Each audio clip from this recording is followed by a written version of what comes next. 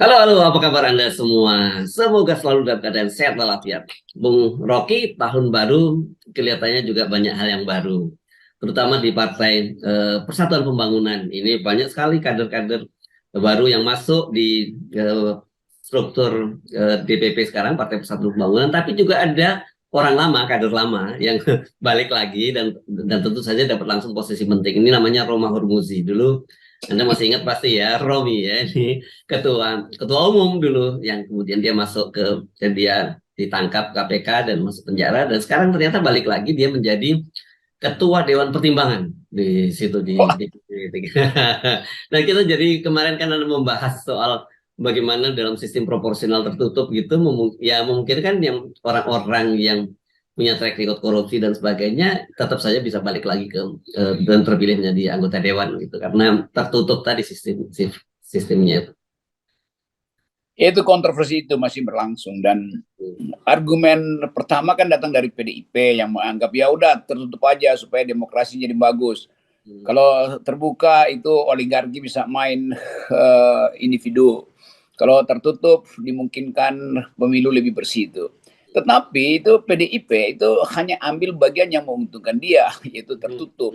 Justru orang menduga kalau tertutup berarti kader-kader koruptor PDIP yang banyak itu dalam catatan politik Indonesia itu bisa maju lagi dong. Karena publik nggak tahu ini kucing dalam karung atau kucing dalam karung yang bolong gitu kan. Dan akhirnya juga mulai orang semacam Romi juga begitu kan. Dan merasa bahwa oke, bisa terpilih lagi. Kan ingatan kita kadang-kala pendek, bukan pendek sebetulnya, karena terlalu banyak koruptor, kita nggak tahu mana yang bersih, mana yang kotor tuh. Jadi partai-partai menyembunyikan kekotoran itu dengan menyetujui sistem pencalonan tertutup itu tuh. Itu bahayanya dalam demokrasi kalau hal-hal yang sebetulnya justru memberantakkan etika publik itu disembunyikan hanya untuk menyelamatkan mereka yang berguna bagi partai tapi nggak berguna bagi negara kan. Jadi jangan manipulasi, jangan manipulatif. Dan kita tahu bahwa sistem-sistem politik, sistem-sistem pemilu di dunia itu justru dimaksudkan supaya ada kontrol langsung rakyat terhadap legislatornya tuh. Kalau tertutup itu artinya hanya ketua partai yang tahu kelakuan si calon yang disembunyikan di karung itu kan. Jadi sekali lagi poin kita selalu mau keterbukaan atau mau kong kali kong. Nah sistem tertutup itu artinya kong kali kong, namanya tertutup, itu transaksi tertutup terjadi itu. Jadi jangan alasan-alasan teknis bahwa oligarki kalau terbuka dia beternak oligarki, memang dimanapun oligarki akan beternak politisi, karena itu hilangkan oligarkinya, bukan sistemnya yang diganti itu. Jadi jelas sekali bahwa permainan di balik layar ini yang diucapkan oleh ketua KPU memang sedang digodok dengan serius tuh. Jadi udah kita tunggu aja bahwa ya semua kebusukan kan memang mesti diperlihatkan dan kita dorong supaya lakukan lebih gila lagi bahwa sistem tertutup, karena itu akan mendorong keuntungan bagi partai. Nah sekarang presiden kalau begitu nanti nggak usah lagi ada pemilu tuh, ditunjuk aja oleh satu dewan penunjuk presiden. Jadi kok ketua-ketua partai bikin rapat tertutup untuk angkat presiden, nggak usah lewat MPR, nggak usah lewat sistem pemilu, itu lebih bagus tuh. Oke, nah jadi memang kita melihat sekarang mengamati ini banyak sekali di permainan-permainan yang sedang dilakukan oleh para politisi kita, terutama para penguasa itu untuk apa ya membawa demokrasi kita itu kembali mundur ke belakang gitu ya. Dan saya kira ini mungkin menarik untuk bicara ini kita ngomong ini bukan soal Anies dari capresnya dulu nih, kita ngomongin soal bagaimana lagi rame juga Anies nyebut kembali mengutip buku How Democracy Die gitu ya, bagaimana demokrasi kita mati, dan kelihatannya kita memang menuju ke arah situ ya Bung Rocky ya. Ya, tapi Anies juga akan bagian dari yang dia ucapkan itu tuh. Bukan karena dia kehendaki demokrasi meninggal atau tewas itu, tapi dia melihat arah ke tewasnya demokrasi makin dekat tuh. Mulai dari undang-undang Omnibus Law itu artinya demokrasi sudah tewas, karena sistem pertama dalam demokrasi ada check and balances di antara lembaga-lembaga tinggi. Mahkamah Konstitusi walaupun busuk yang kita sering sebut sebagai mahkamah konspirasi, tetap dia udah membuat keputusan supaya didengar oleh presiden. Sekarang presiden ambil alih bahwa Mahkamah Konstitusi salah, undang-undang itu harus dijalankan karena keluar perpu. Jadi semua orang udah marah pada soal itu. Itu artinya Democracy is dying. Demikian juga soal aturan KPU, macam-macam. Demikian juga KUHP. Jadi Anies sebetulnya udah boleh bikin refleksi bahwa demokrasi is dying. Karena itu harusnya Anies mengatakan, kalau demokrasi tewas, saya mau terus itu. Dengan cara apa? Dengan cara apapun. Mau dipilih relawan, kayak mau diusung ke tengah jalan sebagai pemimpin oposisi atau people power, itu kan bisa dilatih dalam 2 minggu supaya demokrasi tidak die. Jadi Anies juga jangan pesimis bahwa demokrasi dying artinya dia ikut di situ justru untuk mencegah proses decaying dari demokrasi itu. Jadi how to protect, bagaimana supaya demokrasi tidak tewas, itu mestinya tema Anies. Jadi kalau Anies menyindir, ya udah boleh aja menyindir, tapi dia mesti ikutkan afirmasi terhadap keberlanjutan demokrasi supaya orang tahu bahwa dia adalah leader. Kita cuma mau dorong moral itu tuh. Selebihnya adalah urusan Nasdem dan koalisi tentu. Tetapi bagi publik yang hendak melihat perimbangan baru dalam politik, orang perlu pemimpin alternatif, pemimpin yang bukan diasuh oleh istana, pemimpin yang bukan petugas partai, pemimpin yang bukan calon oligarki. Kan itu yang diinginkan. Jadi jangan dying itu justru terjadi pada kita. Dying mestinya terjadi pada mereka yang ada di istana. Tapi pilihannya terbatas sekali kan buat kita, Bung Rocky, sekarang ini. Bagaimana? Ya, kalau terbatas maka kita pilih saya aja. Sekarang saya mau memimpin LBP, Liga Boykot Pemilu.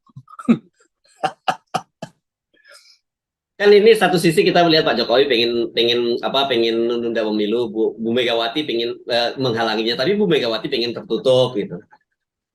Dari poin-poin kita memang satu keadaan yang kita dorong aja pembusukan ini karena udah keburu busukan. Jadi saya anggap bahwa ya udah kita dorong sistem pemilu tertutup, kita dorong ke apa yang jadi keinginan Pak Jokowi untuk memperpanjang dan menunda pemilu, nggak apa-apa, karena memang itu yang mesti terjadi. Jadi ada hal di dalam sejarah bahwa jangan kita cegah sesuatu yang sedang membusuk gitu. Jadi kita rayakan pembusukan ini dalam upaya untuk menumbuhkan tunas muda tuh.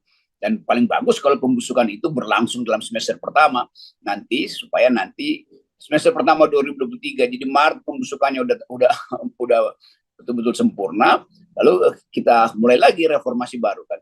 Jadi sekali lagi itu hal yang buat saya ya apa yang mau kita cegah, atau kita cuma bisa bikin narasi dan kekuatan nalar kita menunjukkan bahwa bangsa ini pasti akan berantakan.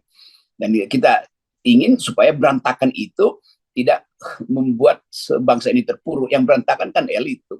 Jadi kita himbau aja pada rakyat untuk siap-siap menghadapi keadaan yang terburuk dan lakukan persiapan dari daerah masing-masing untuk mencari pemimpin. Dan pemimpin itu banyak betul di daerah itu.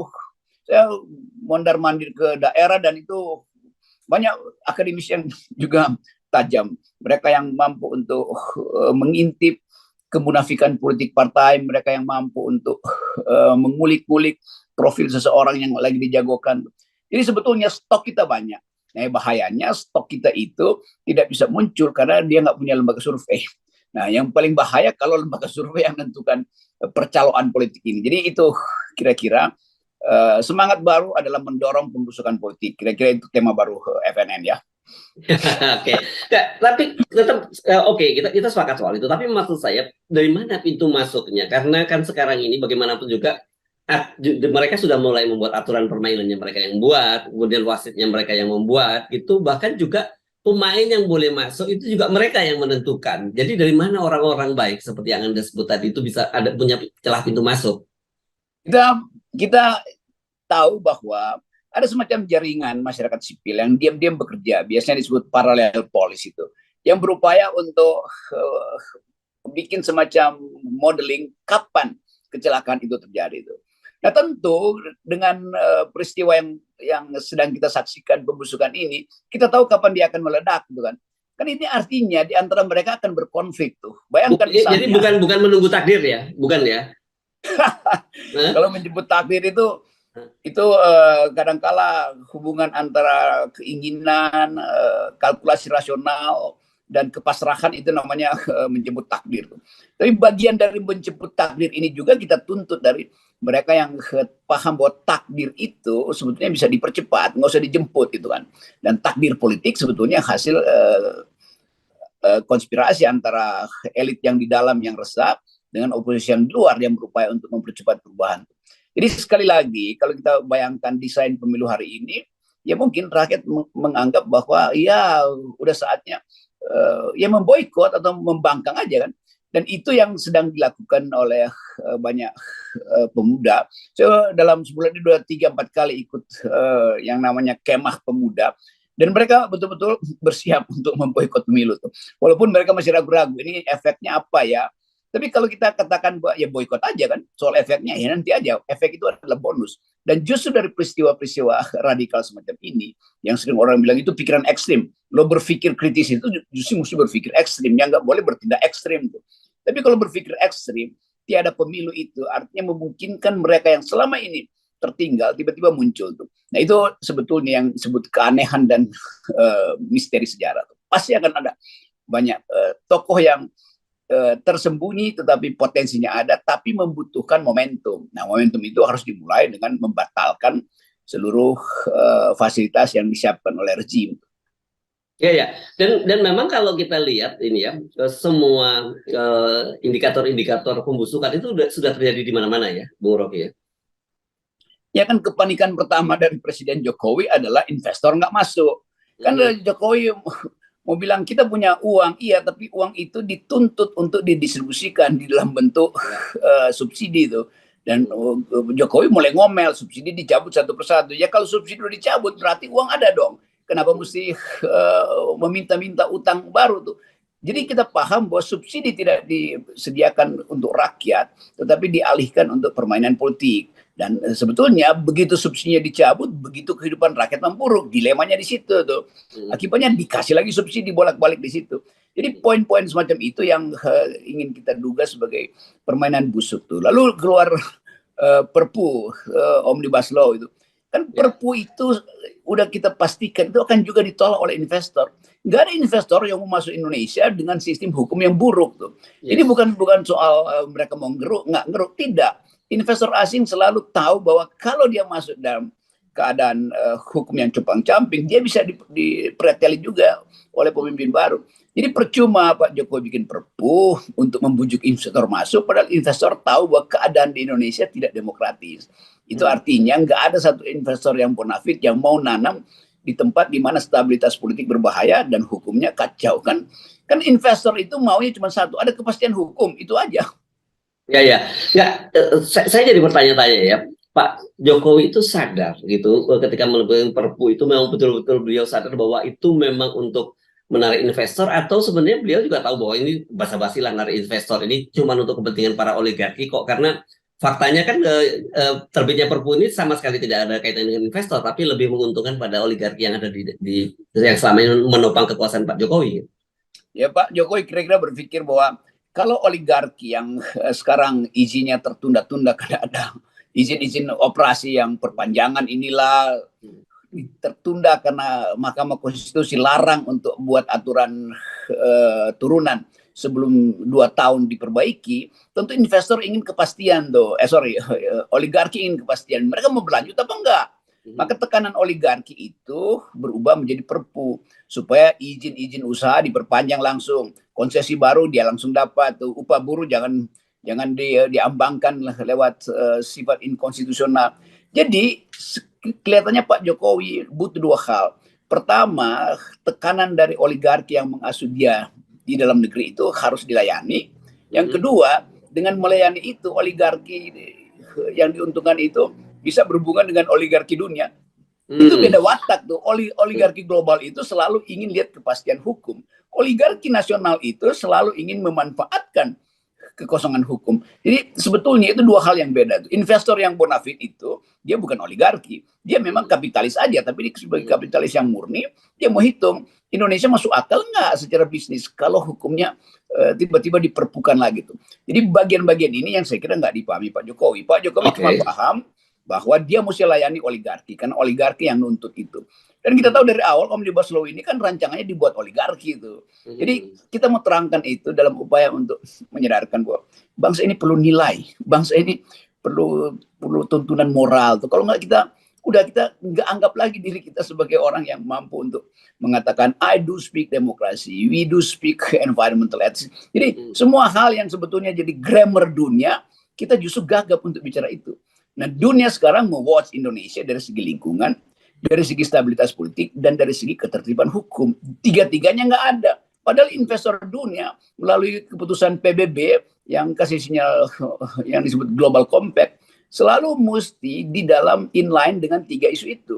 Investor itu akan masuk kalau ada kepastian hukum, kalau ada stabilitas politik dan ada etika lingkungan tuh. Itu udah jadi standar investasi dunia tuh. Itu yang sebetulnya menyebabkan IKN itu nggak laku dijual di dunia, dan Pak Jokowi terus menjual-jual itu padahal dia nggak tahu buat dunia nggak begitu lagi etika bisnisnya tuh gitu. Iya, iya, iya. Ini kan menurut saya jadi pilihan yang dilematis ya buat Pak Jokowi. Dan kelihatannya Pak Jokowi akhirnya ketika dalam pilihan dilematis itu beliau akan memilih berpihak pada oligarki. Sementara kalau beliau terus berbicara tentang investor-investor itu saya kira pertama tentu Pak Jokowi ingin semacam meyakinkan publik gitu ya.